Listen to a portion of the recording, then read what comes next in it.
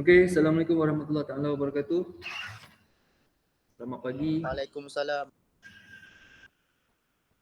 Okey, kepada kelas diagnostik, radio 4A. Okey okey. Okey, onkan kamera macam biasa.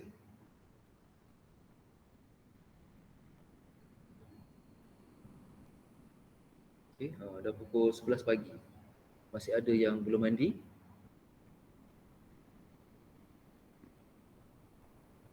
Sila onkan kamera setiap orang. Saya baru nampak muka Muhammad Ammar. Aina Kamila. Tuan Nur Amisha. Tuan Nur orang Kelantan ke? Kan?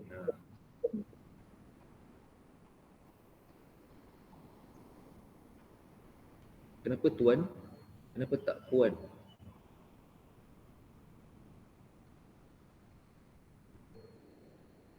Tak tahu lagi kenapa. Okay, sebab saya ada seorang student nama dia Tuan juga. Tuan apa nama dia? Perempuan jugalah. Ya, student daripada Kelantan. Tapi tu dekat college lama, bukan di sini. Okey. Abdul Mukid. Muhammad Hassan. Intan Fariza. Tuan Nur Amisha, kenapa you buka dua? You ada buka dua link Tadi untuk on jam ni. Tak dengar?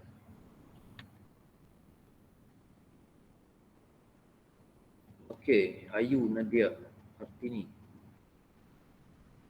Background awak dengan member sebelah tu sama. Awak duduk satu rumah ke? Dengan Aina Kamila. Okey. Jauh sir. Jauh. Muhammad Hassan dengan Mifzal. Tak payahlah cacah buku kat belakang tu, background awak. Bukan baca pun. Kan? Baik, buka TikTok. Sir, Ya. Intan Fariza line dia slow sir? Line dia slow, so dia kuat kan? Tak, line dia tak dapat. So dia dapat kan?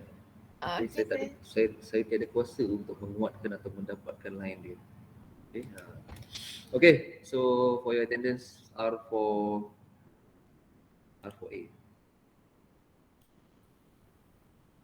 Pada bulan 7, Putri Nur Hidayah, 13 minit.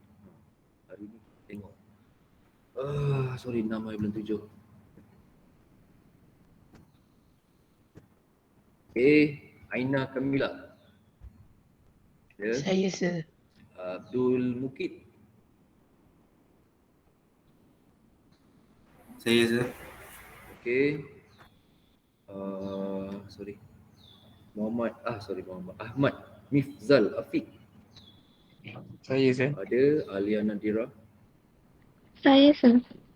Okay. Ayu Nadia Hartini. Saya sir. Okay. Fatin Ifah Farzana. Saya sir. Okay. Nama awak ni panjang Nak panggil siapa? Fatin ke, Ifah ke, Farzana? Fatin pun boleh. Ifah boleh. Oh, tiga-tiga boleh. Okay, awak sangat mengelirukan. Hanan Hasif. Hanan tak ada?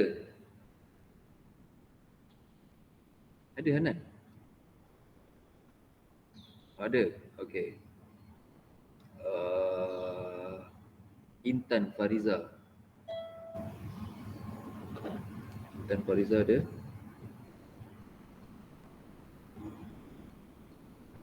Tak ada.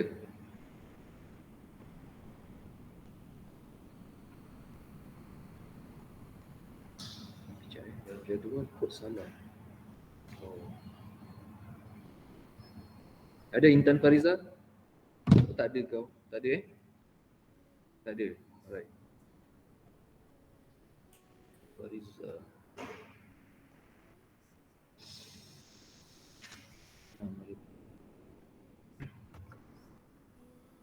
Okey, Muhammad Ammar. Ada sir? Ada Muhammad Fahmi Azrul. Muhammad Fahmi Azrul. Tak ada. Okey. Muhammad Haikal. Muhammad Haikal. Tak ada. Okey. Muhammad Hassan. Ada sir. Ada. Nur Akila. Ada sir. Ada. Nur Azlin. Ada sir. Nur Fatin Fatihah. Ada sir. Putri Nur Hidayah. Saya. Okey. Syazrin Nur Nadira. Saya. Ada. Tuan Nur Amisha. Saya. Ada. Okey. So ada 1, 2, 3 orang. Macam ni. Okey. Right. Okay, sorry sebenarnya saya terlupa ada kelas awal ni. Tak yang kelas awal esok. Pagi tadi saya ada kelas 9 sampai 11. Pagi tadi lah baru ni. So pukul 11 tu baru saya tengok WhatsApp. Saya baru tahu. Saya kan kelas pagi ni kelas SEM 1. Okey, rupanya kelas awal. Okey, saya tersalah jadual. Alright. Okey, untuk kita punya kelas link tak adalah, kita pun memang 1 minggu saja online. So inilah link kita. Okey, next week kita dah bersemuka. Okey, harap-harap tak ada dah lagi kelas online. Okey, sebab saya tak suka kelas online. Walaupun memudahkan saya, senang sebenarnya kelas online ni kan. Tapi keberkesanannya saya tak suka. Okey, lagi kalau subjek lah, kalau praktikal macam mana nak buat online kan. Nak show video je tapi nak buat nanti banyak masalah. Okey. So untuk pagi ni saya akan sambung kita punya silibus kita. Sebelum tu, okey, oleh kerana di kelas kedua, scheme of work kita dah dapat. Okay, saya akan tunjukkan, dan saya ada link saya bagi dekat awak kan, link dekat group tu, link untuk OneDrive tu. So you boleh buka dalam tu, semua slide saya dah attach dalam tu for every chapter.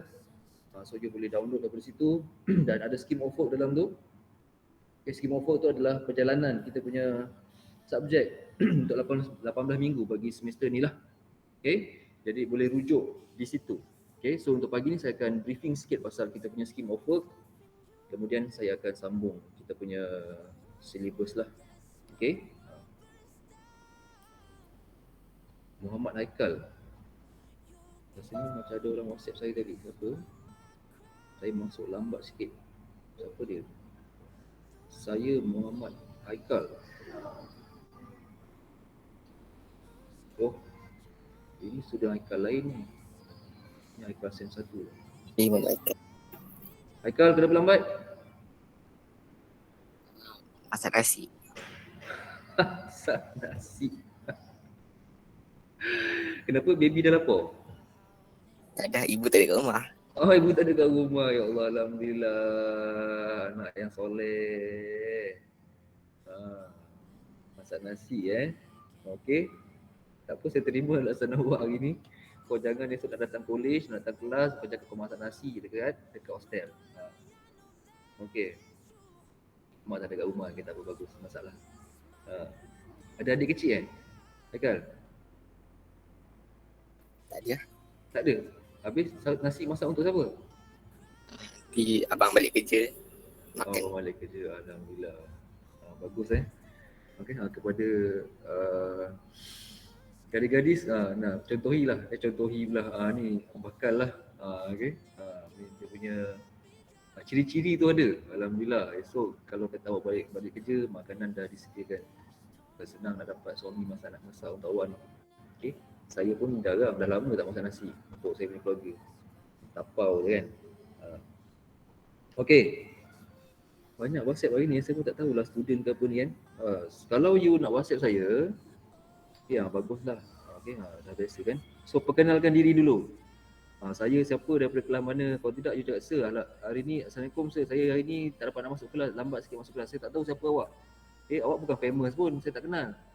Kan? Insta famous pun saya tak kenal ini kan awak. Sebab saya tak ada IG, saya tak ada Insta. Okey, saya tak kenal siapa itu Insta famous. Okey, tolong introduce siapa awak daripada kelamannya. Kalau nak WhatsApp saya lah. Okay. Alright. Saya nak cari info pasal subjek hari ni, macam banyak je isu subjek ni, apa benda lagi ni. Okey, pasal pertambahan lecturer daripada untuk subjek makrosi ada 4 orang lecturer baru.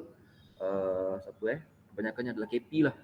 Kamal, Syariza, Dijan, Zahari dan seorang lagi Zulkarnain, kata saya ada 4 pertambahan lecturer baru. Tetapi malangnya bukan mengurangkan subjek saya, tak ada. Okey, subjek saya tetap kekal kelas makrosi untuk R4A dan R4B. Okey. So agak tak bernasib baik lah. Awak lah tak bernasib baik. Kau tak dapat lecture lain kan. Saya pun tak bernasib baik sebab kan dapat kurangkan subjek, tak dapat. Okay, sama je. Sebab apa? Sebab untuk makrosi kod baru tukar setelah turun SEM 3. Apa benda ni? Nantilah, biarlah dia pasal kod subjek ni. Okey, kod subjek saya tengok dah berubah daripada 413 tukar kepada 363. Kenapa? Sebab SEM 3 sebelum ni SEM 3 tak ambil subjek makrosi. Okey, SEM 4 saja semester awak, batch awak saja. Tapi setelah lecturer baru dimasukkan tu, saya tengok pertambahan kelas bagi makrosi dia tambah SEM 3. So SEM 3 dengan SEM 4, SEM ni semua ambil makrosi. Okay, sebab ada satu subjek SEM berapa dibatalkan, bukan dibatalkan, ditangguhkan untuk ambil next semester. So subjek tu telah dikeluarkan daripada jadual untuk SEM ni. So lecturer yang mengajar tu, so dia tukar ke makrosi lah. Okay, sebab tu dia tukar. Saya kan ada pertambahan lecturer. Okay, rupanya tak, rupanya subjek batal.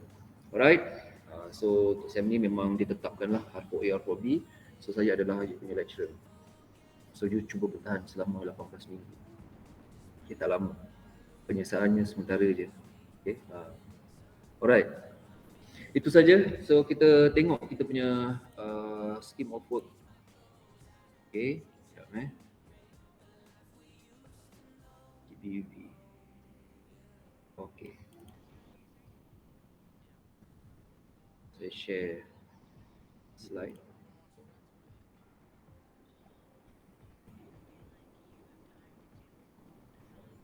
Okay, boleh nampak?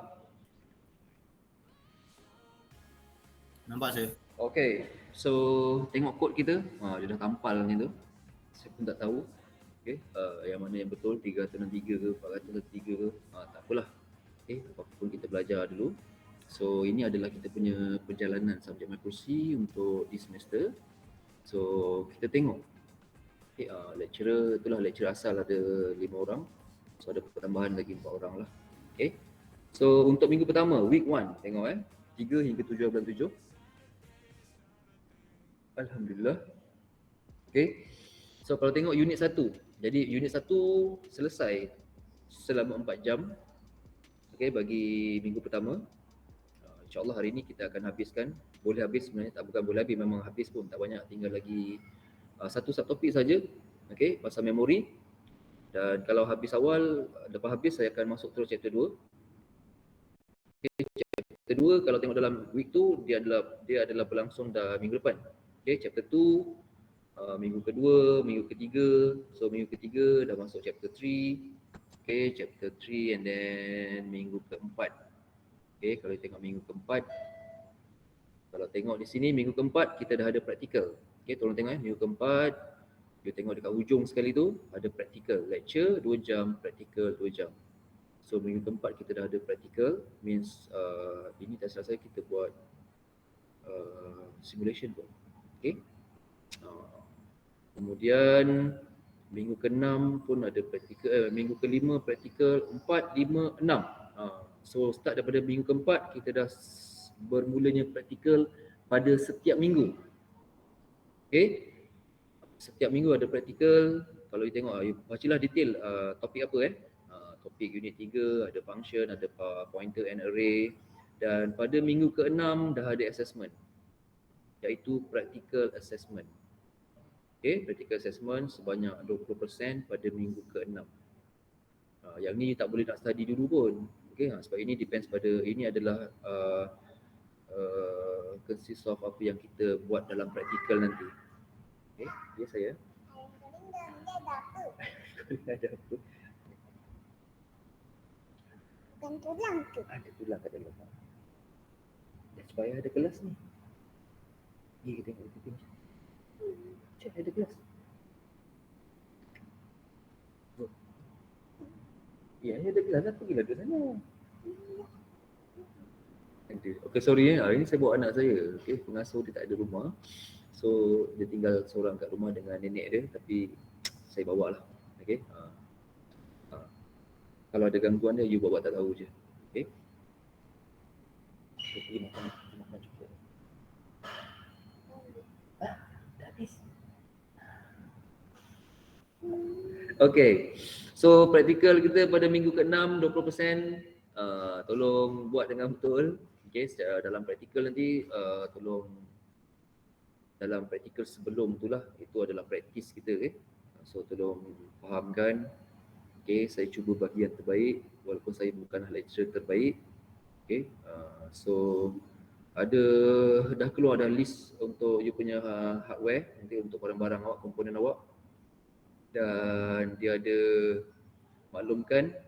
Okay, you boleh beli sama ada di Shopee ke, Lazada ke, mana-mana company, Cytron ke, MyChess ke. So itu up to you. Okay, you nak pilih mana. Kalau you tak nak pening-pening kepala, dekat depan ni taman serum depan tu kan, dekat atas Maisara tu. Okay, dekat atas Maisara tu ada apa? Ada MyChess Solution. Tu adalah company yang menjual hardware untuk Arduino. Okay, dia dah siap package, you nak beli terus dekat dia pun boleh. Tapi kalau you rasa harga dia mahal ke atau kemudian so you boleh survey dekat Shopee lah. Okay, nanti ada list barang tu, so you boleh tengok barang-barang apa, so you boleh beli. Okay, tapi kalau you nak beli, saya nasihatkan, ini nasihat saja, kalau nak beli by individu pun tak ada masalah. Tapi kalau you nak beli secara beramai-ramai, maksudnya nanti you kumpulkan satu grup satu kelas, berapa ramai, berapa set nak beli, you terus beli sekali. Okay, mungkin dapat lagi murah. Okay, kalau dekat Shopee tu, kalau you ada barang-barang tu, you tanyalah, you check dengan seller dulu. Kalau kata saya nak beli kuantiti banyak sekian-sekian, ada tak? Ada boleh kurang harga tak? You nego lah dengan dia. Okay, tapi kalau you malah nak pening kepala, okay, tak kisahlah duit berapa harga, you pergi je lah MyChess tu, you order je dengan dia. Okay, Ahmad Akmal. Okay, dia punya seller dia. Dia tu adalah ex-student kita, ex-student saya, super senior awak lah.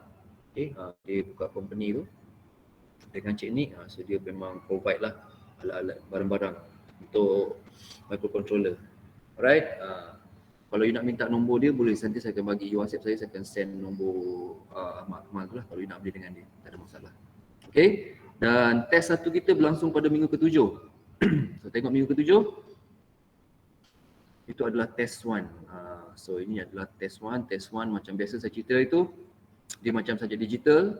Teori ada tapi tak banyak. Kebanyakannya adalah lukis gambar data, lukis coding. Dia bagi coding, dia suruh terangkan apakah maksud coding di atas. Macam itulah. Okay. So minggu ke-7 test 1 kita 10%. Alright, kemudian berterusan proses PDP kita. Minggu ke-8 ada praktikal. Okay, kemudian tengok minggu ke-9 praktikal, minggu ke-10 praktikal. Start minggu ke-10 semua praktikal sampai minggu 12. Okay, praktikal ni kita ada, untuk praktikal kita ada 15 worksheet. Worksheet ni dia macam job sheet lah. Tapi dia tidak dinilai, dia tak ada report, tak ada apa. Means nanti you nak buat praktikal, based pada that worksheet, you follow dia punya instruction, buat apa. Okay, penilaian pada praktikal tadi tu. Okay, minggu ke-7 tu adalah penilaian dia. Yang lain-lain praktikal ni adalah macam job sheet kita lah. Okay, tapi kita more on practical. Okay, subjek ni sahaja practical sebenarnya. Okay, dan berterusan sampai minggu ke-15 baru ada test 2. Okay, kalau you tengok content dalam chapter 4, kalau tengok unit 4 daripada unit 4 tu daripada minggu 7-8 tadi. So kalau dah masuk minggu ke-11, kalau you tengok minggu ke-11, minggu ke-10, minggu ke-9 ni sampai minggu 14 semua dah application lah. Okay, minggu 12 start application. Okay, kita tengok minggu 12 application kita, tengok dekat unit 5.1. Okay, dia ada mobile robot development. Kita ada DC motor driver application, DC motor driver, servo motor driver, stepper motor driver. So di sini sangat interesting lah, maksudnya you dah boleh tahu method macam mana nak menggerakkan motor. Okay, motor banyak jenis, ada DC, ada servo, ada stepper. Okay, dan minggu 16 display module ni kita punya LCD lah. Okay, LCD kita tu. Okay, dan yang terakhir adalah minggu 17. Okay, minggu 17 adalah praktikal kita yang terakhir, Advanced Input Output Application. Okay, dan minggu 18 adalah kita punya projek akhir kita. Okay, 20% dan ada presentation 10%. Okay, jadi dan minggu study awak adalah minggu 19. So start minggu 20 adalah minggu final exam. So kita ada final exam lagi lah. Okay, so itu adalah kita punya perjalanan subjek bagi semester ni. Okay, dan untuk part saya, untuk this semester lah macam biasa, azam setiap semester sama je. Okay, saya seboleh-bolehnya saya tak nak mengganggu minggu study awak. Saya tahu awak nak study. Jadi saya akan cuba untuk tidak skip kelas. Saya memang tak skip kelas pun, tapi banyak gangguan lain yang membuatkan saya skip kelas. Contohnya ada meeting, ada program tu, program ni. Benda yang saya tak suka.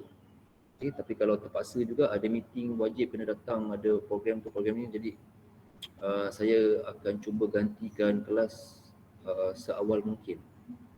Tanpa mengganggu perjalanan selama 18 minggu. Alright, saya akan cubalah sebab saya tahu based on your experience, minggu 19, minggu study ni tak dapat nak study pun. Kelas ganti, ada presentation, macam biasa saya pun samalah terpaksa buat. Bukan kami tak nak, tapi waktu kelas berjalan ada banyak gangguan. Okay, meeting tu meeting ni, audit tu audit ni, so kami tak dapat nak elak, bukan kehendak kami. Alright, so insyaAllah untuk makrosi saya akan cuba habiskan seawal mungkin lah. Alright.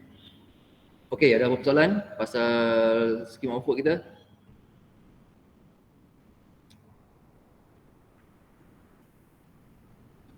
Tak ada? Okay, so kalau tak ada, kita sambung habiskan chapter 1.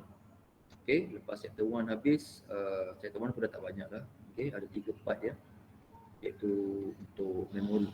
Okay, so saya sambung chapter 1. Alright. Okay. Okay, you dengar tak bunyi cerita Pipin tu? Dengar? Tak. Alhamdulillah. Okay. Saya tak nak ada gangguan, anak saya tengah tengok Pipin. Okay. So ini dia. Okay. Saya briefing sikit yang lepas kita cerita pasal memories. Okay, so kita flashback sikit. Untuk memories bagi Arduino ataupun microcontroller kita ada 2 types. Satu dipanggil Harvard, satu dipanggil von Neumann. Okay, so von Neumann ini dia. Okay, untuk memori ni dia ada 2, satu data memori, satu program memori. Okay, so data dengan program. So bagi von Neumann, data dengan program dia dalam memori yang sama. Okay, berbeza dengan kita punya Harvard. Harvard data dengan program memori dia berasingan. Okay, so itu adalah jenis-jenis memori. Yang ni saya tak cerita balik lah. You baca, ingat balik apa yang saya dah lecture. Okay, ada kelebihan bagi setiap type of memory. Okay, in term of advantage untuk von Neumann dia lebih fleksibel, dan untuk Harvard dia lebih kepada performance. Okay, so dia akan pergi lebih detail type of memory yang ada dalam kita punya microcontroller iaitu Arduino. Ya. Tisu dalam bahasa Inggeris apa? Apa? Tisu dalam bahasa Inggeris apa? Tisu? Tisu dalam bahasa Inggeris tisu.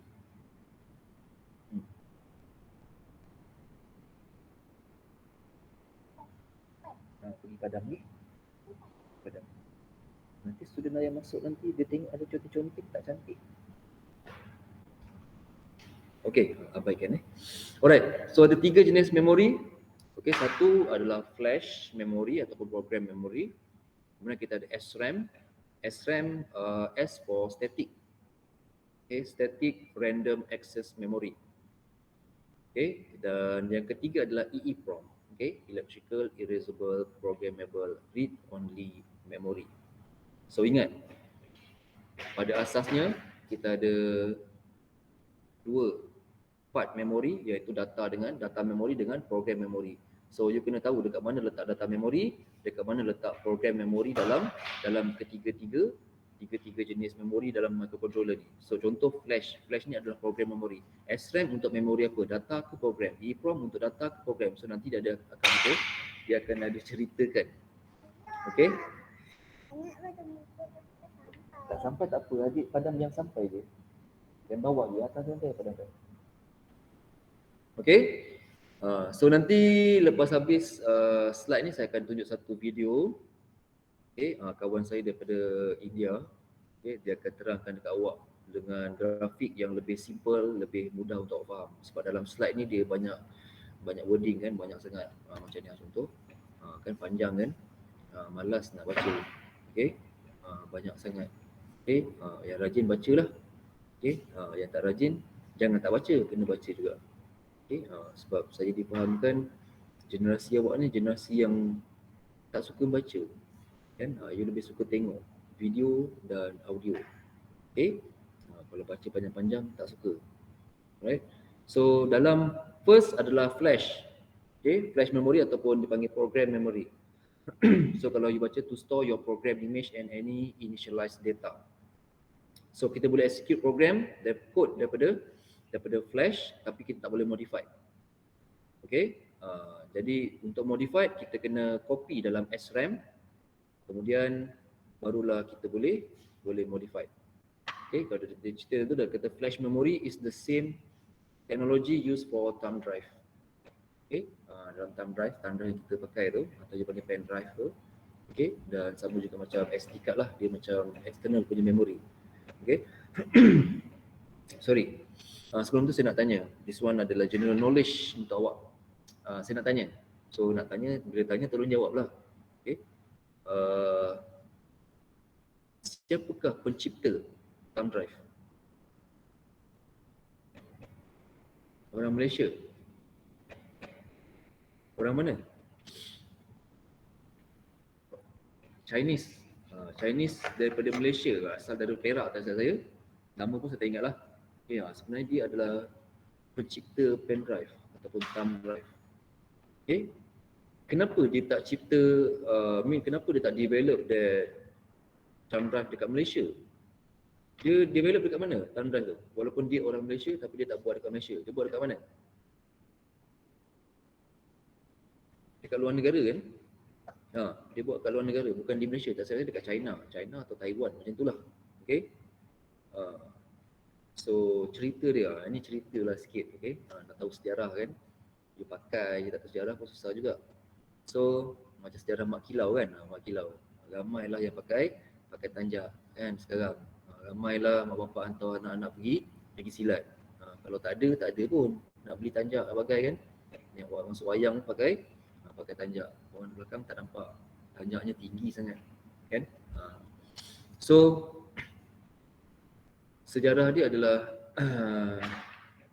Malaysia ni, okay, dia mencipta that thumb drive. Okay, dia bagi proposal pada kerajaan Malaysia untuk buat, okay, dapatkan kelulusan nak manufacture that product, tetapi dipandang ringan, dipandang macam tak diendahkan. Okay, dianggap produk tu produk, tak tahulah siapa yang menilai tu saya pun tak tahu kat mana, jabatan mana dia hantar, tapi macam dia punya proposal tu tidak dipandang lah, senang cerita. Jadi this Malaysian dia agak kecewa, dia frust. So tak saja dia pergi ke China lah, okay. So dia pergi ke China, dia propose kat sana, lepas terus diterima dan dia manufacture dia produk. Lepas tu barulah nak menyesal. Okay, kalau tidak, Malaysia adalah negara pioneer dalam menghasilkan thumb drive. membanggakan tapi itu tidak berlaku di Malaysia. Sayang. So negara lain yang dapat nama dan dapat keuntungan lah. Itu sedikit pasal thumb drive. So untuk flash memory, it is non-volatile. Non-volatile ni masuk dalam bahasa Melayunya dia non-volatile. Tidak meruap. Meruap macam itulah lebih kurang. Tak meruap, dia tak hilang. Dia tidak hilang. Maksudnya kalau you ada data dekat dalam you punya flash and then suddenly the power off ataupun ada you panggil blackout, bila blackout berlaku, so data dekat dalam you punya flash ni dia tidak akan hilang. Dia tersimpan. Itu dia panggil non-volatile. So for flash, dia kata has a finite lifetime. About 100,000 write cycle. Maksudnya dia kata untuk rewrite dekat dalam dia punya flash memory ni, you boleh buat lebih dalam 100,000 kali. Dia tak obsolete lah, boleh buat sebanyak 100,000. Yang terbaru saya rasa 100 hingga 500,000. Kalau you buat coding program tu, you tulis dan kalau kata you dah salah ke nak rewrite program lain ke, you boleh rewrite balik semula. So berapa kali? 100,000. So banyak.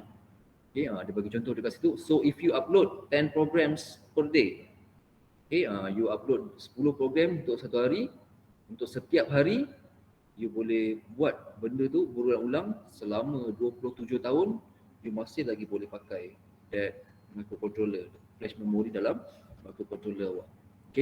Nak cerita yang banyak lah. Banyak. Right? So ini untuk SRAM. Apa dia seram-seram ni kan? SRAM adalah Static Random Access Memory. Dia kata can be read and written from your executing program. Use padam. Thank you. Tu yang sana, yang hijau. Sana. So use for several purpose. Kalau you tengok several purpose dalam SRAM ni, kalau you baca dekat bawah tu, dia ada tulis dekat situ, this is a block of reserve space. Ada reserve space dekat dalam SRAM. Dekat dalam program kita, dia kata for variable with initial value, runtime, copies, saya ambil point yang penting. Heap, the heap, kalau baca the heap tu, for dynamically allocated data item. Sorry gangguan Ya dah, thank you. Alright. Dah, jadi sambung. Tengok. So the heap grows from the top of the static data up as data items are allocated. Heap stack, apa lagi dia kata, for call up. Conclusion daripada panjang-panjang ni sebenarnya, nak cerita kat awak lah. Untuk SRAM ni, dia banyak digunakan untuk menyimpan data yang berkenaan dengan stack. You cakap stack pun you tak tahu stack apa kan, sebab you belum buat lagi. Stack, interrupt, call up, function call, semua ni sebenarnya coding, program dekat dalam you punya coding nanti. Saya bagi contoh lah, contoh yang paling mudah. Contoh you ada satu coding yang panjang. Dan coding awak ni proses dia ada loop. Loop. Contoh satu proses berlaku, and then kalau dalam flowchart tu dia ada yes or no. Kalau yes, dia akan pergi ke function A. Kalau no, dia akan pergi ke function B. Contoh, katalah yes, so dia akan pergi ke function A. So dia akan skip that function dekat bawah, dia akan pergi ke function A. Maksudnya dia akan skip. Maksudnya macam if yes, dia akan pergi ke mana. If no, dia akan pergi ke mana. So ke mana tu, dia akan jump coding. Akan pergi ke blok seterusnya ataupun selepasnya. Means dia akan ada stack lah. Dia akan call up program yang di bawah. Tu dipanggil call up, function call. Means dia akan jump. program ataupun coding yang you buat nanti, dia tidak semestinya kalau yang asas kita buat, kita akan ikut turutan. Akan ikut turutan, okey kalau LED, kalau switch satu, kalau sensor satu on, dia akan menyalakan LED sekian. Kalau LED 2 on, dia akan menyalakan. So itu akan ikut sequence. Tapi ada program coding yang ikut stack. Stack ni dia lompat-lompat bergantung kepada condition ataupun syarat yang kita kenakan. Macam contoh tadilah, okay, kalau sensor A on, dia akan pergi ke program code 2, dia akan lompat pergi ke 2. Kalau dia off, dia akan pergi ke 1, dia akan melompat-lompat. Itu dia banyak stack dalam dia punya coding. So untuk this function, so dia akan simpan dekat dalam SRAM. Okay. Alright. Dan yang terakhir adalah kita punya EEPROM. Okay. Electrical Erasable Programmable Read Only Memory. Gambar buih. Oh shit. Buih Ini bukan buih lah. Ini titisan air. Water drop. Ayah dah ada kelas ni. Adik jangan kacau Okay. Adik dah habis ke tengok ceritanya? Belum? Kenapa tak tengok lagi?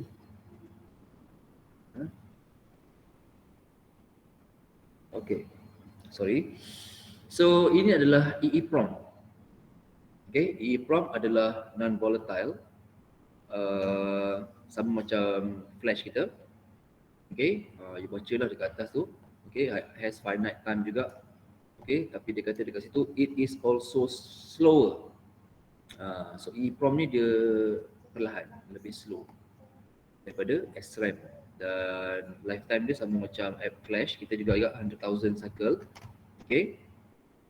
Kemudian kalau you tengok dalam table dekat bawah tu, okay. Ya. Kenapa dia buat gambar air? Kenapa dia buat gambar air? Sebab air sejuk.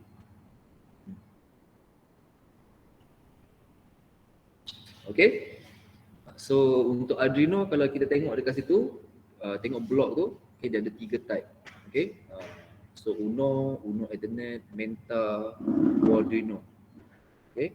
Dan second Leonardo, Micro, Flora, bla bla bla. Dan yang terakhir adalah Mega. Okay.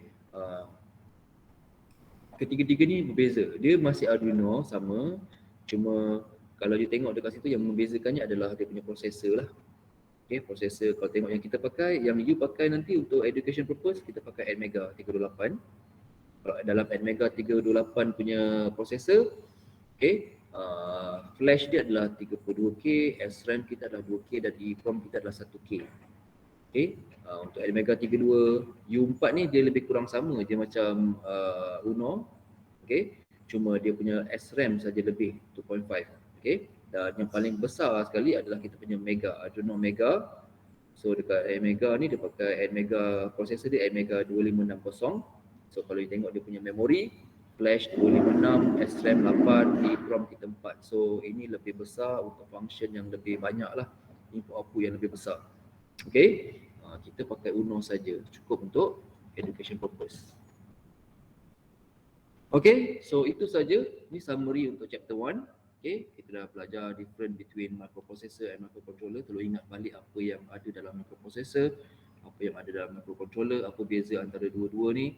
Okay, and then various type of microprocessor and microcontroller. Dan yang terakhir, understanding internal architecture. Okay, dia punya memori, dia punya architecture tadi yang gambar-gambar yang dalam kelas pertama tu lah, di mana dekat mana dia punya CPU, dekat mana dia punya memori, data bus dia. Ya. Itu siapa atas tu? Atas tu apa? Dia tulis atas. Oh, dia tulis apa? Dia tulis apa yang cakap ni lah, summary. Summary. Okay. So, the end. Ya, tu apa? The end. Yes, the end means tamat. Habis. Dah habis, finish. TH. The end. Ya, TH tu apa? THE. The. Yes. Betul, dia tulis apa? Dia tulis END. N. Yes. END. N. Okay. Alright. So habislah chapter 1 kita. Ya, Ya, itu juga. itu slide. Slide tu ni lah slide. Slide. Apa slide? Kalau tak nak lukis, kita sambung pad awak kat situ. Apa lagi? Okay.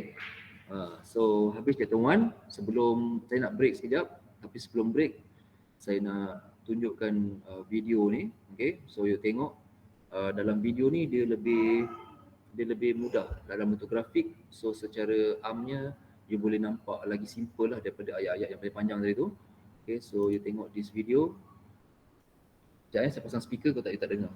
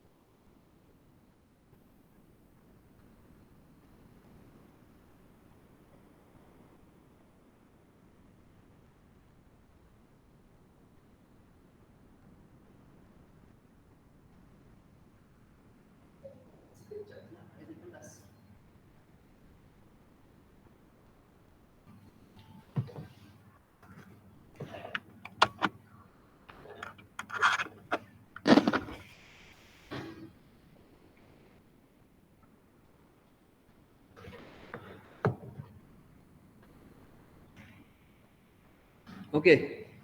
So tolong tengok video ni. Lepas ni kalau you nak surf pun kat YouTube pun boleh, ada je. Saya memang tengok kat YouTube pun. Okay. So saya cari yang relate dengan kita punya subjek. So tajuk dia memang bawah microcontroller. Different type of microcontroller.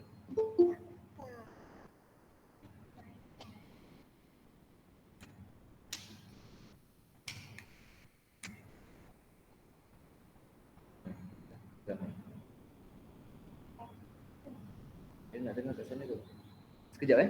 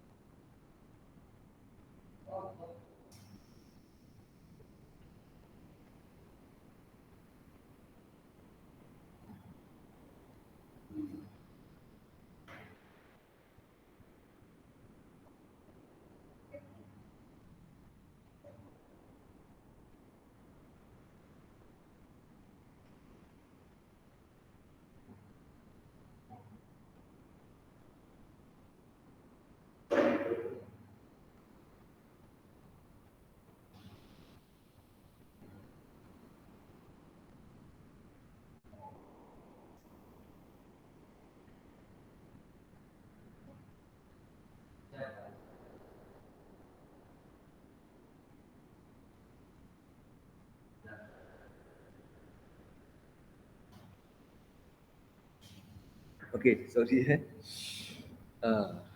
alright, so tolong dengar dan lihat video ni.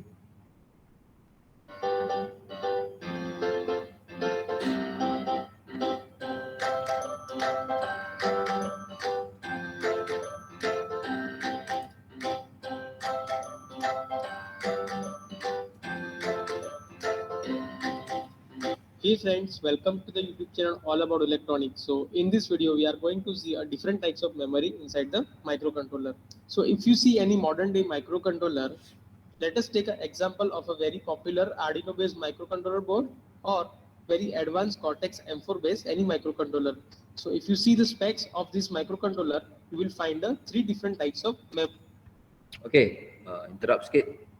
takut awak confuse nanti. Okay, yang spek yang dia sedang tunjuk sekarang ni, okay, kalau you tengok microcontroller ATmega 2560. So ini adalah dalam table tadi kan, dalam table EEPROM tadi tu, kalau you tengok ini adalah microcontroller yang besar tu lah, yang mega tu ataupun ATmega.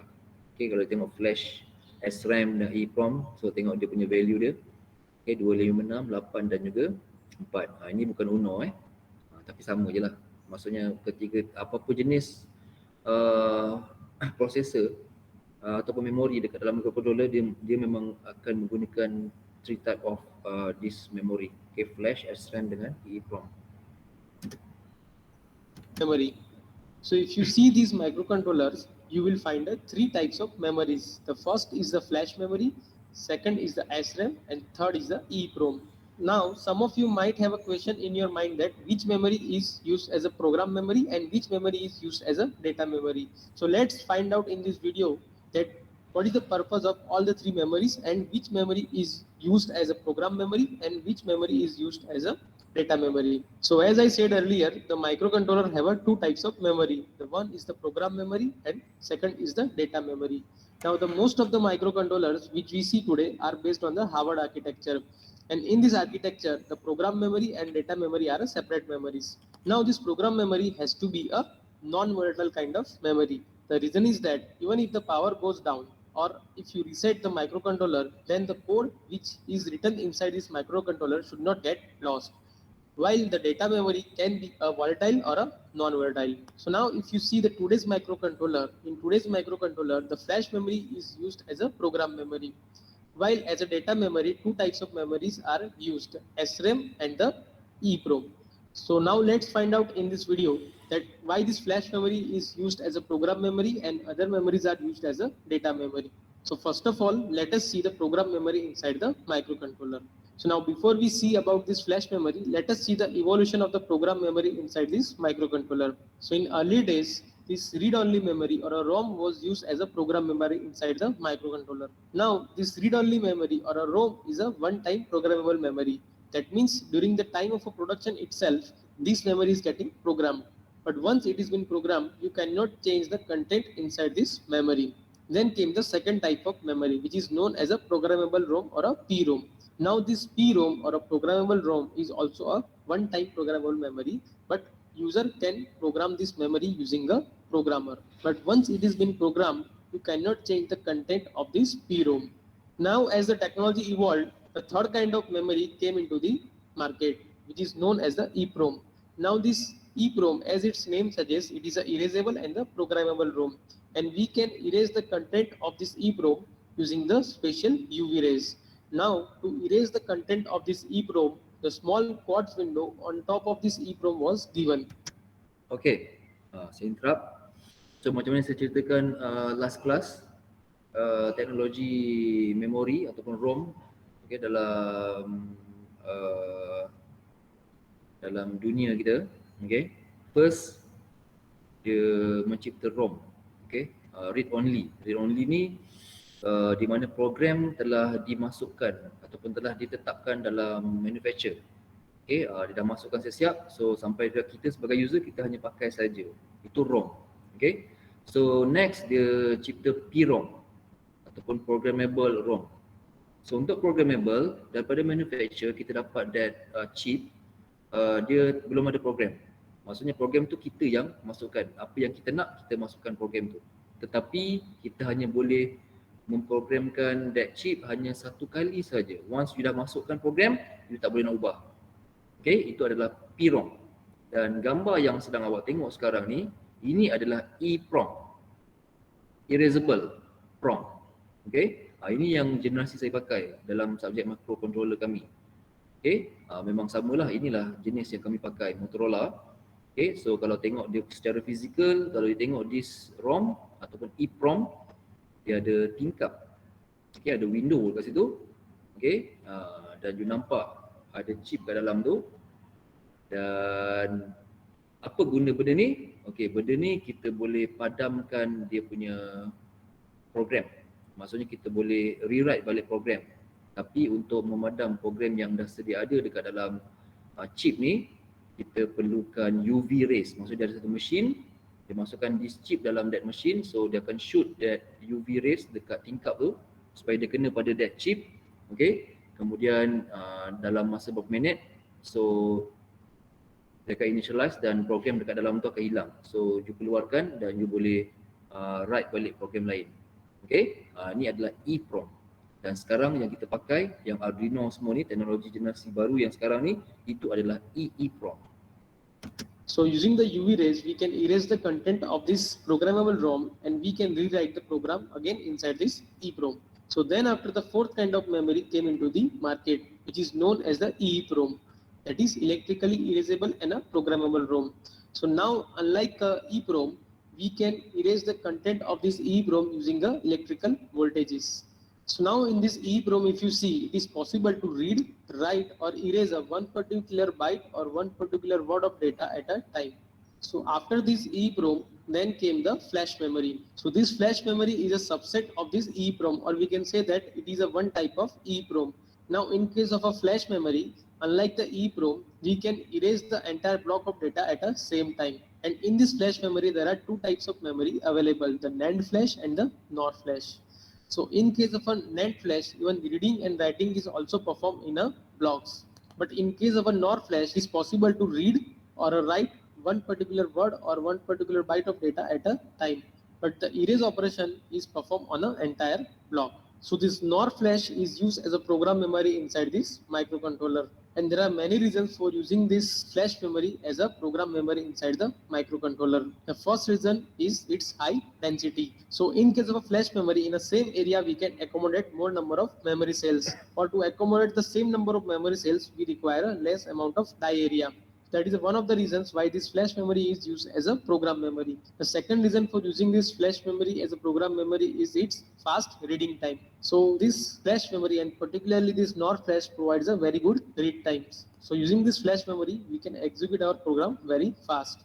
So the only problem with this flash memory is its endurance or a life cycle. So the number of write or erase operations which can be performed on this flash memory is quite limited. So we can write or erase this flash memory only 10,000 times. But now as the technology evolved, now it is possible to erase or rewrite this flash memory as many as 100k times. But if you see the EEPROM, the life cycle of this EEPROM is in the range of 100k up to the 500k. So the number of write or erase operations can be performed on the EEPROM is much more compared to this flash memory. So these are some of the reasons why this flash memory is used as a program memory inside the microcontroller. Now let us see the data memory inside this microcontroller. So as we have discussed earlier, there are two types of data memory inside the microcontroller, the SRAM and the EEPROM. So first let us talk about this SRAM. So in this static RAM, each memory cell consists of 6 transistors, and out of these 6 transistors, the 4 transistors are used to store the data and the 2 transistors are used for the control purpose. So we will understand this SRAM in detail in the separate video. And the reason for using the static RAM as a data memory is its fast read and write speed. In fact, if you see the static RAM or SRAM, it is fastest among all the available memories today. And that is the reason not only in the microcontrollers but in computers also this SRAM is used as a cache memory. But this static RAM is a volatile kind of memory. That means once the power goes off, all the content inside this SRAM also gets lost. And that is where this EEPROM is quite helpful, because this EEPROM is a non-volatile kind of memory. That means we can store important data inside this EEPROM. So if you want to store the data which is coming from the sensor, or if you want to store some status variables, then you can use this EEPROM. So this is all about the different types of memory inside the microcontroller. So in a summary, if you see, there are 3 types of memory inside the microcontroller: the flash memory, the SRAM, and the EEPROM. So this flash memory is used as a program memory, and this SRAM and EEPROM as a data memory inside this microcontroller. So I hope in this video you understood about the different types of memory inside the microcontroller. If you have any question or suggestion. Okay, so kita sebut sikit berkenaan dengan memori. Okay, so ada 2 term yang saya nak tekankan. Okay, kalau you tengok dalam flash memory tadi, dia ada 2 jenis, satu dia panggil NAND, satu dia panggil NOR. Okay, dekat mana you jumpa term NAND dengan NOR ni?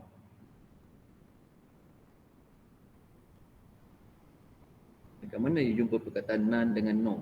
Subjek apa? Edit. Yeah, yeah. digital lah. Okay, digital system ada NAND dengan NOR kan. Sama ada dia suruh convert that letak gate awak dalam bentuk NAND ataupun dalam NOR. So tu sebenarnya relate dengan apa yang kita atau apa yang you dengar tadi. Okay, cuba you nampak bayang-bayang ni kan, tak nampak secara jelas, tapi sebab you diploma lah, kalau you nak lebih tahu lebih detail. Tapi kalau dalam chapter benda ni dia banyak dalam computer science komputer lah. Okay, dalam side elektronik ataupun electrical dia tak banyak. Dia tak sedalam tu. Okay, dia tak bukan bidang, kita hanya fokus pada elektronik sajalah ataupun function. Okay, kalau you nak go through detail apa yang ada dalam SRAM, apa ada dalam flash, okay, tu dalam course computer science lah. Okay, so kita tahu secara general saja. Alright, okay, so saya break sekejap, okay, sebelum saya sambung. So habislah chapter 1 untuk hari ni. Kita break sekejap, kemudian saya akan sambung. Saya akan terus sambung untuk chapter 2. Okay, so kita berhenti sekejap. Pergilah, tengok sana. Tengok sana, saya nak dah start kelas.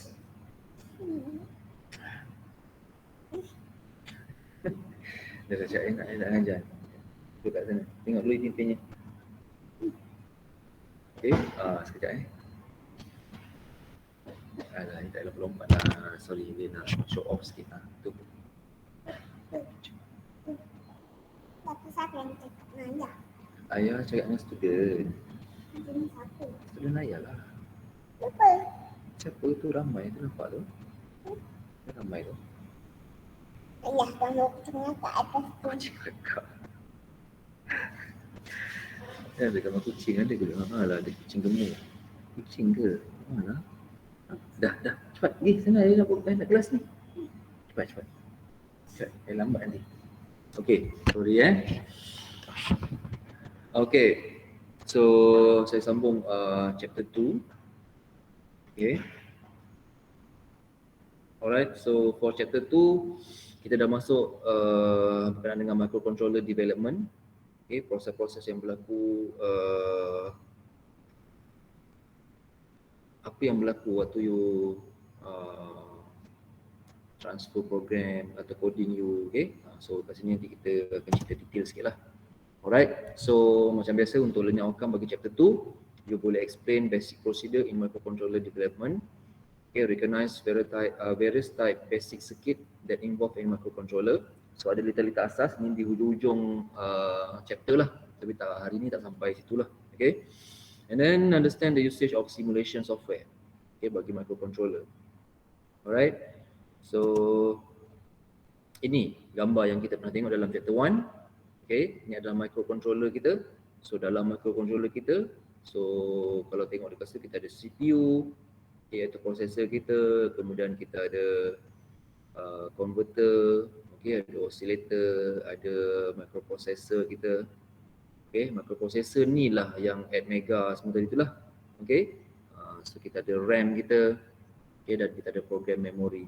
So kalau you baca statement kat bawah tu, dia kata microcontroller adalah small computer, okay, on a single chip, consists of atau containing a processor, memory and input output. Okay, so microcontroller ni sebenarnya adalah sebuah komputer kecil. Okay, kenapa dia kecil? Dia tidak sebesar komputer lah. Okay, komputer ni dia boleh macam-macam kan, tapi kalau untuk microcontroller hanya for untuk purpose yang spesifik saja. Okay, tak semua benda dia boleh buat. Okay, typically embedded inside some device that they control. A microcontroller is often small and low cost. Right, itu adalah microcontroller. Okay, so ada features untuk ATmega 328. Okay, 328 adalah yang kita pakai, okay, dalam UNO kita. So yang you perlu tahu apa features untuk this ATmega processor dalam microcontroller kita, Arduino Uno. So kalau kita baca kat situ, high performance, low power, 8-bit microcontroller, advanced RISC architecture. Advanced RISC architecture ni adalah architecture dekat dalam kita punya microcontroller lah. Okay, so kita ada 8-bit GP register, ada 8-bit IO ports. Okay, and then flash memory 32K. Ni yang kita tengok tadi, ada SRAM 2K, EEPROM 1K. Kita ada 10-bit AD converter, analog to digital converter, dan kita ada 16-bit timer. So ini adalah antara beberapa karakteristik yang ada dekat dalam Atmega 328 ataupun dalam prosesor Arduino Uno kita. Right? Okay, dan panjang lagi lah cerita dia. Ni secara detail. High performance, low power, and then advanced RISC Harvard architecture. Okay, oleh kerana kita tahu kita punya microcontroller type of memory kita pakai Harvard punya type. Okay, so itu detail dia. So panjang kan? Ada 131 powerful instruction, 32 time 8 general purpose working register, fully static operation. Okay, dan seterusnya lah. Dan operating voltage untuk this microcontroller 1.8 to 5.5. Okay, dia ada range dia 1.8 hingga 5.5. Maksudnya dia punya operating voltage dia rendah, tak perlu besar-besar. Okay, tak sampai 12, tak sampai 15. Okay, hanya 5.5 maksimum. So for temperature range -40 to 85. Okay, so you boleh operate this microcontroller di negara bermusim lah. Okay, kalau you bawa microcontroller pergi Jepun ke, okay, pergi negara 4 musim ke, so you masih boleh gunakan tanpa masalah kerana temperature range dia -40 to 85. Alright, so itu adalah spesifikasi untuk you punya microcontroller. Dan for peripheral, okay, untuk peripheral input output punya features, so ada banyak lah. Okay, kalau banyak you tengok dekat situ ada TAP timer, counter. Okay, timer dengan counter ni dia benda yang tak sama, benda yang berbeza. Timer tapi dia base pada masa, tapi timer function dia lain, counter function dia lain.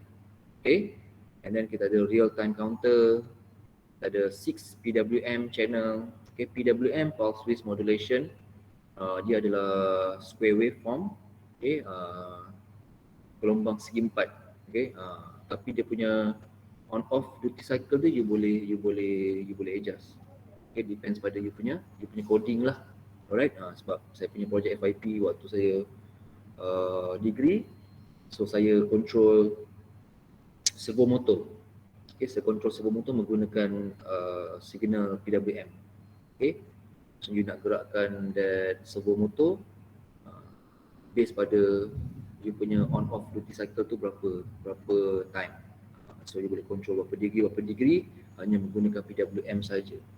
Okay, so ada programmable serial USART, ada master slave SPI. Okay, ni you tak perlu tahu detail lah. Okay, ini just for general knowledge saja.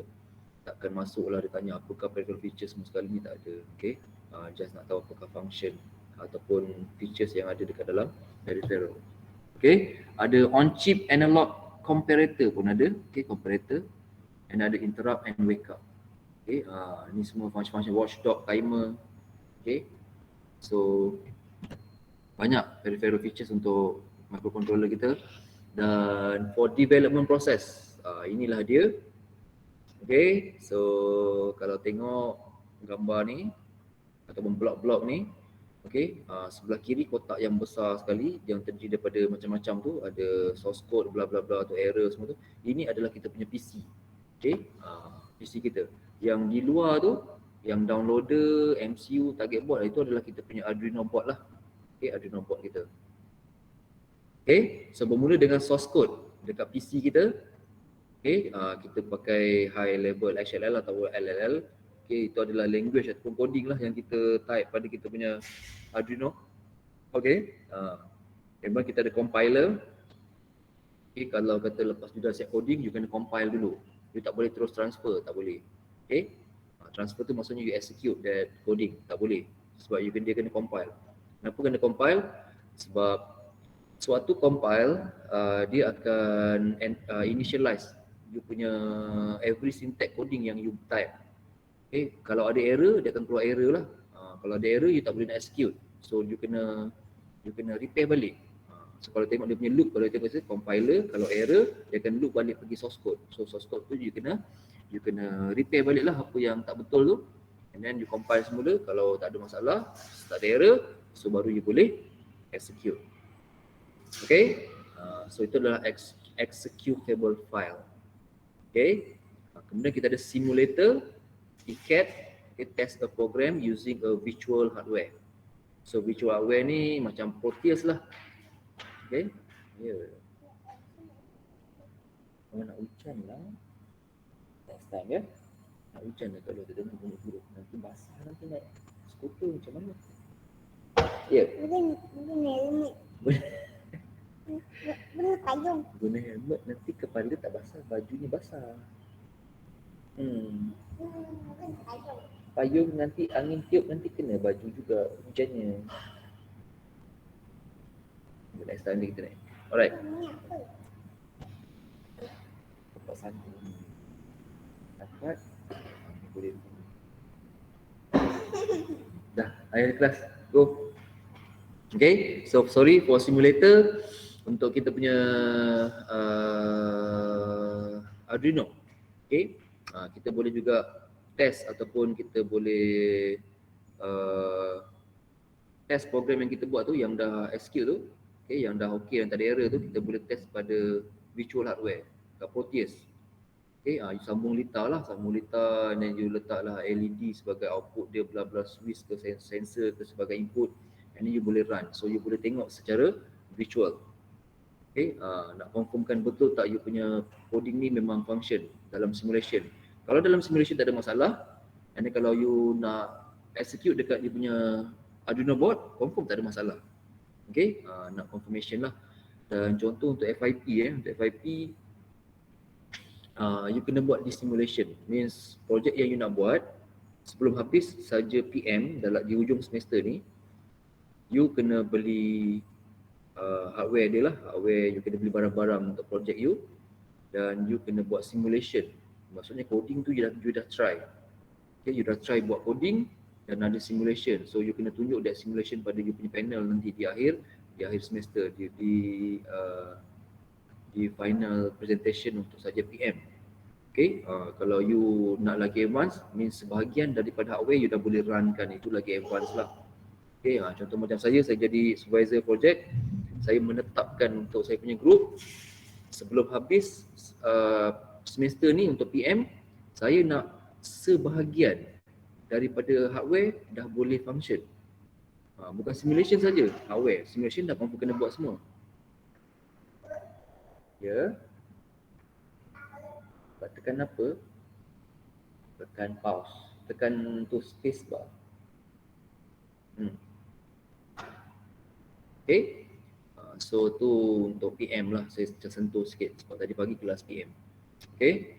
So programmer, downloader, ini hardware kita lah, dia punya Arduino board. Okay. So bila you dah execute that file, you boleh download dekat you punya hardware, dekat you punya Arduino, and then you tengok secara physical lah hardware, actual hardware. Okay. Ini proses lah yang berlaku dalam development proses untuk coding awak. Okay, ni pun benda yang sama yang saya cerita tadi, ni dengan slide tadi sama je. Cuma dia, kalau you baca dia detailkan sikit lah. Okay, kalau tengok nombor 1, nombor 2 dengan nombor 3. Okay, so use the compiler install on your PC. Ni nanti ada Arduino punya compiler, kita akan download, dia akan install dekat dalam PC awak. Okay, write program in one of the high level programming language. Ini Arduino punya lah, ini coding awak lah. Okay, and then select the appropriate option to compile into hex. So after you dah finish, you type you punya coding, so kita kena compile. So bila kita compile saja, that all of that program atau coding dia tukar dalam hex file, okay, ataupun hex code. Okay, and then kita load for second part, kita baca load the hex code into the programmer and select the appropriate option to load the program into the microcontroller. Okay, so ini yang berlaku lah waktu bootloader. Okay, waktu you nak transfer, okay, that coding ke you punya Arduino ataupun kita punya microcontroller. Okay, nanti kabel-kabel semua tu, tu semua kita pilih lah, memang kita pilih Arduino lah.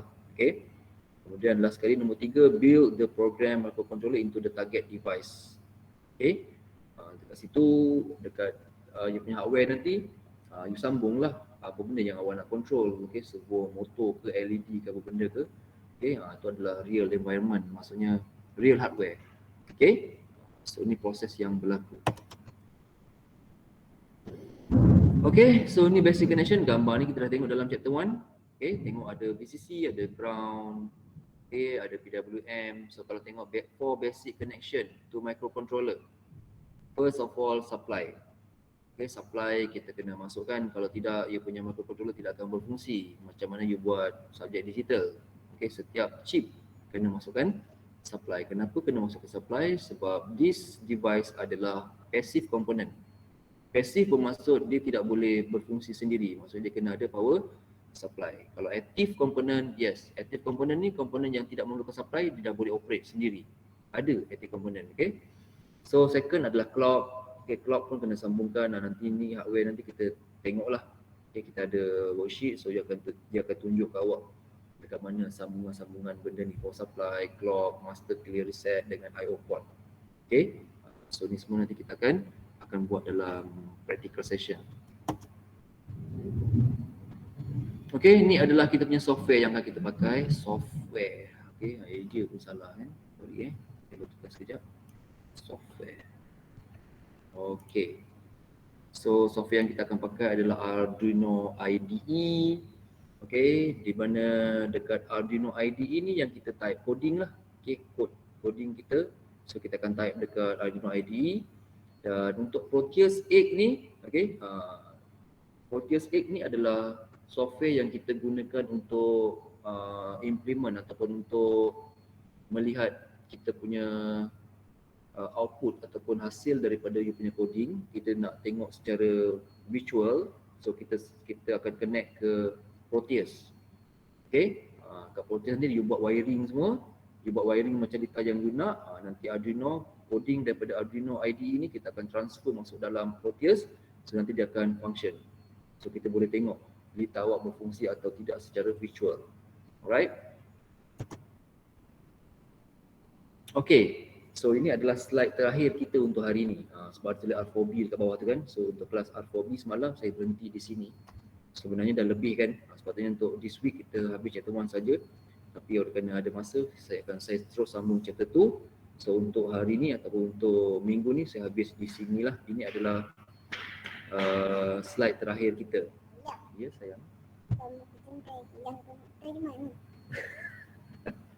Dah tak ada, dah hilang. Dah hilang. Kucingnya dah lari. Dia dah hilang. Okay. So Okay. Tu ada kertas atas tu.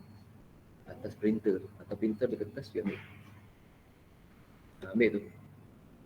Okay. So oscillator circuit. Ini adalah slide, bukan slide terakhir sebenarnya, yang sebelum ni lah. Ini adalah slide terakhir kita. Yang ini untuk oscillator ni sebenarnya dia ada lita-lita dia, okay, macam-macam, okay.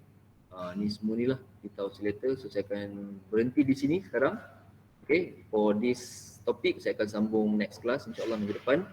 So cuma sedikit penerangan dalam kita punya lita microcontroller, kita ada oscillator, okay, dan banyak type of oscillator circuit dekat dalam electronics, okay. Tekan je ni. Tekan balik. Okay. So kalau tengok dekat situ ada LP, XT, HS, RC dengan no external component. Okay.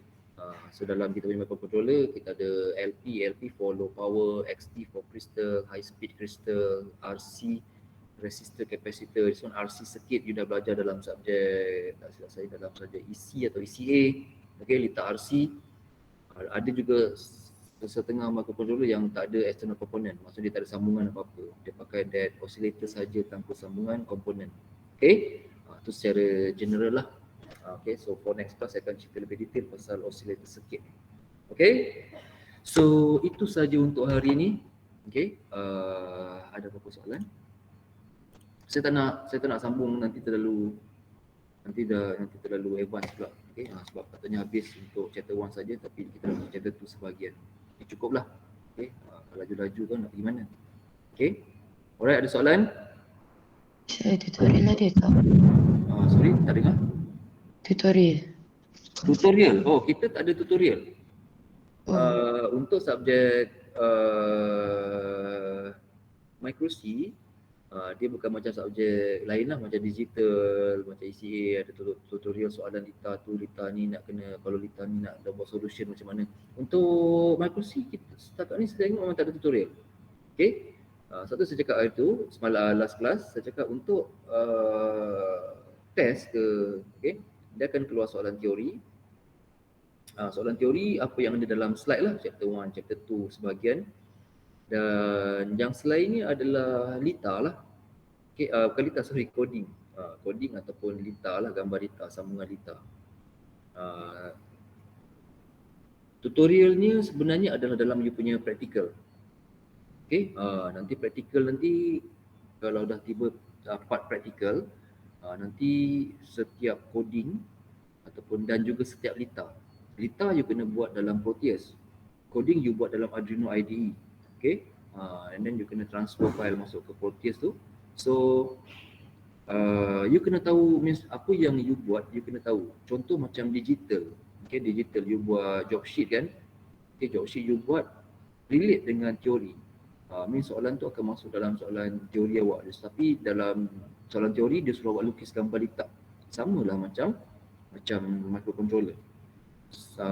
Dalam soalan test nanti dia akan tanya macam tadi saya cerita, dia suruh buat coding untuk proses sekian-sekian. So tuliskan coding untuk proses sekian-sekian. So you tulislah. Macam digital, dia suruh lukiskan gambar Lita. Lukiskan gambar Lita menggunakan multiplexer 74 dan S138 untuk menjalankan operasi apa. So dilukislah gambar Lita dia kan. Output input 1, output dia berapa. So sama je. Okay.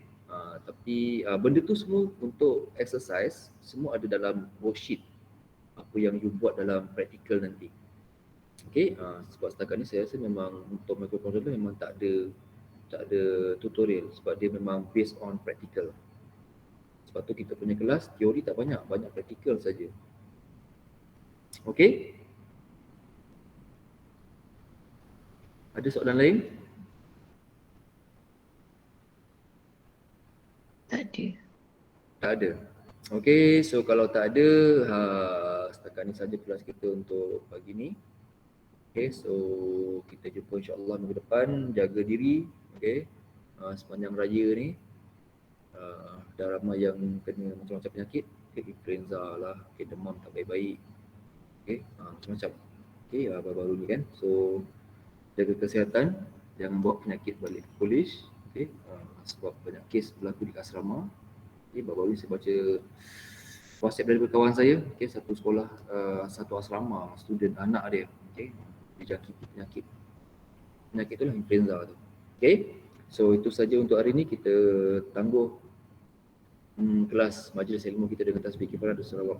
Subhanallah wa bihamdihi asyhadu an la ilaha illa anta astaghfiruka wa atubu ilaik. Bismillahirrahmanirrahim. Wal 'asri innal insana lafi khusr illa allazina amanu wa 'amilus solihat. So itu saja untuk hari ini. Assalamualaikum warahmatullahi wabarakatuh.